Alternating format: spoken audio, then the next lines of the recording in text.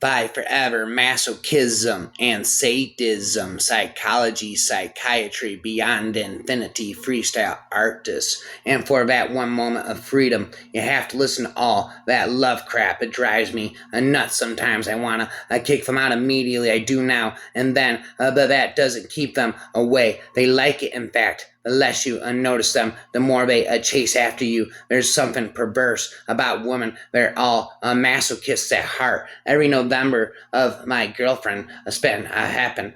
So Wanda cried, a woman in furs is nothing more than a large cat, a charged electric battery, read from a distant star. The school script of our earthly existence would perhaps lead to the conclusion that the earth was the distinctively ascetic, a planet, a nook of disgruntled, arrogant creatures filled with a profound disgust of themselves at the earth, of all life, who inflict as much pain on themselves as they possibly can out of pleasure, and inflicting pain, which is probably their only pleasure. I know a person who, although no poet, composed some verses in a very short time which were full of feeling and admirably descriptive of her pain. They did not come from her understanding, but in order the better to enjoy the bliss which came to her from such delectable pain. She had complained of it to her God. She would have been so glad if she could have been cut to pieces, body and soul, to show what joy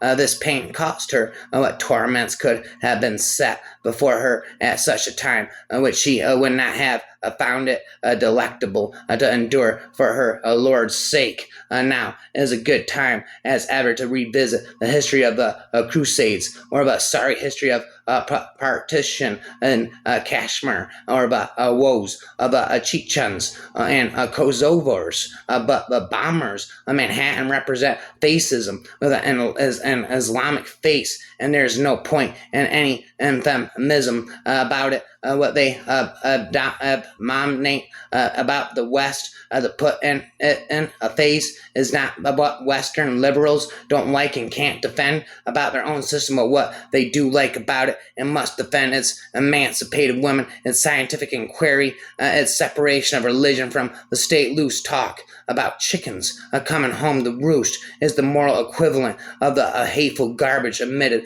by Falwell and Robertson, and exhibits about the same intellectual content. I would let myself be taken until I was nothing more than his creation, a poetic body, the divine alternative to mankind. And good old colonial Dunsborough masochism is a valuable job skill. It is in most jobs. The sadist desires to command and control. The masochist desires to be freed from the burdens of liberty. That is socialism. Everyone in a decadent society, Lorraine urges, is guilty. Everyone loves mask and murder. Everyone takes masochistic pleasure in the risk of discovery and punishment. I really believe, said Wanda thoughtfully, that your madness is nothing but a demonic, unsatisfied sensuality. Our unnatural way of life must generate such illnesses. Were you less virtuous, you would be completely sane. Spent again and deranged. In this image, watching sensual murder through a peephole, Lorraine embodies the criminal delight of decadent art. The watcher who records the crimes, both the artist and consumer of art, is constructed as marginal, powerless to act, and so exculpated from action, a passive subject of a complex pleasure, condemning and yet enjoying suffering imposed on others, and condemning himself for his own enjoyment. And this masochistic celebration of disempowerment, the sharpest pleasure recorded is that of the death of some important part of humanity. The dignity of human life is the ultimate victim of Lawrence art, thrown away on a welter of delighted self-disgust. You mean you are now my slave without illusions, and for that reason you shall feel the weight of my foot without mercy? You have taught me what love is, your serene form of worship. Let me forget 2,000 years. Inside every sadist is a masochist cringing to taste his own medicine.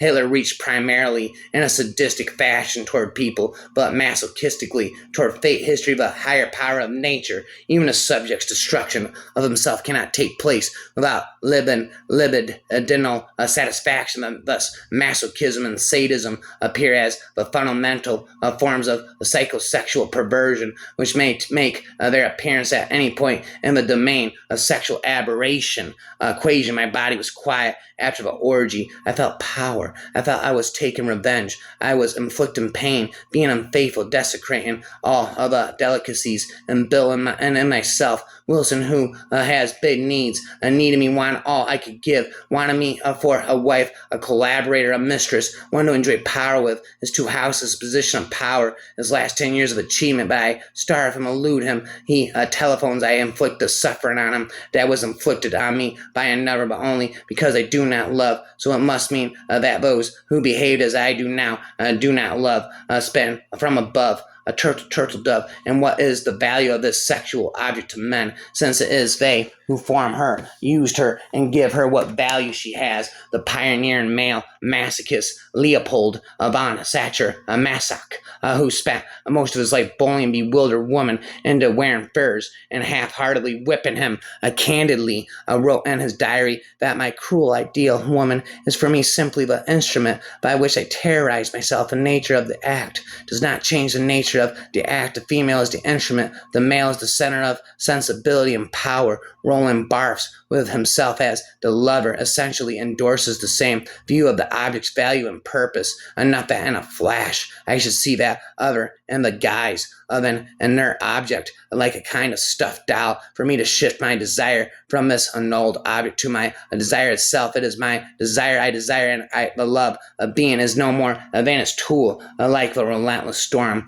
Those who embrace masochism become the tempest that wreaks havoc upon the tranquil gardens of others' lives. The world can be divided into good and evil. I am on the side of justice. If I am on the side of good, then someone has to be on the side of evil. Without someone to play the villain, I can't exist. Then who is going to protect the world? As it spins in the world's and twirls, masochism, however, slowly passes on, not only to thwart and never will through complete submission, but to exhibit and improve in this failure in a peculiar way. Herein is one fantasy. As an example, a young man had been refused a new car by his father in place of his old damaged one. One of the son's daydreams dealt with the possibility that while driving this broken down car, he would be involved in an accident in front of his father's shop. The car would run right into the show windows, and he, covered with blood, would be carried into his father's office. Don't say that this only shows that in masochism the tendency prevails to cut one's nose, to spit one's face. It is not only one's own face that is damaged in such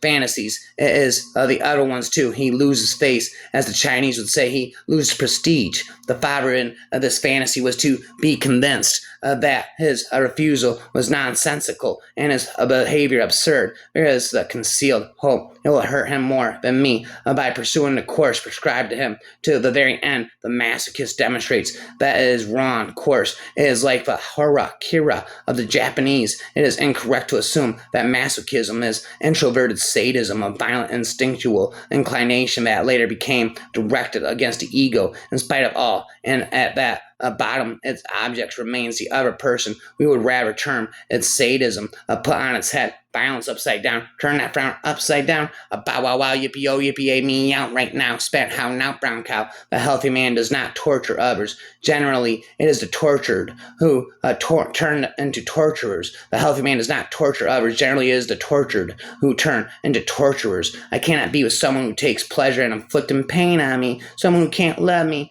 I'm offering you my pain, my blood, my pleasure. I'm offering you the right to whip and fuck, to the base and harm. I'm offering to fight your needs with my own. I'm willing to join you in the darkness and find pleasure in excruciating pain. I'm willing to be your monster. To see others suffer does one good, to make others suffer even more. This is a hard saying, but an ancient, a mighty human, all to a human principle. Without cruelty, there is no festival. Be a sadist. No matter how sweet and innocent your leading characters make, awful things happen to them in order that the reader may see what they are made of, in a place with absolutely no private or personal life, with the incessant worship of a mediocre career sadist as the only culture, where all citizens are but permanent property of the state. The highest form of pointlessness has been achieved. No, don't let my vulnerable heart share in this sacrifice to lust. Let him disgust me before pleasing me. Let him be what others have been, an instrument that I can break before becoming the echoes of its vibration,